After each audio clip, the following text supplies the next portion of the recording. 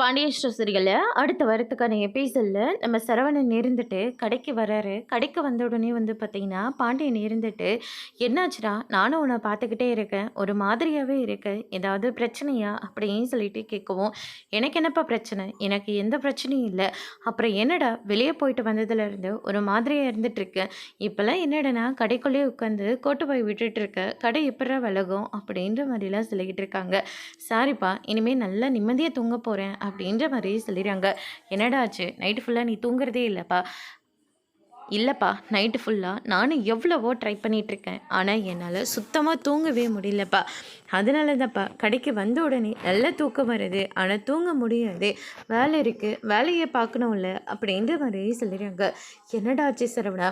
"அப்பா, நான் ஏதோ அந்த தங்கமயில அனுப்புனதுக்கு அப்புறமா அவளை நினச்சி நான் வருத்தப்பட்டுட்டு இருந்தேன். ஐயோ, என்னால் என் குடும்பம் ஸ்டேஷனுக்கு போயிடுச்சு அப்படின்னு சொல்லிட்டு அதை நினச்சி ஒரு தூங்காமல் இருந்தேன். அப்போ கூட ஒரு 2 மணி நேரமோ 3 மணி நேரமோ அவ்வளோதான் தூங்கிட்டு இருந்தேன்.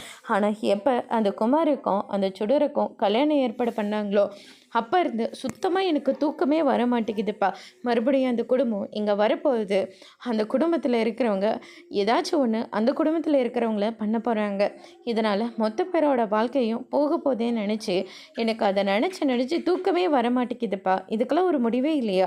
இந்த கல்யாணத்தை நிறுத்தவே முடியாதா?" அப்படின்ற மாதிரிலாம் சொல்லிக்கிட்டு இருக்காங்க.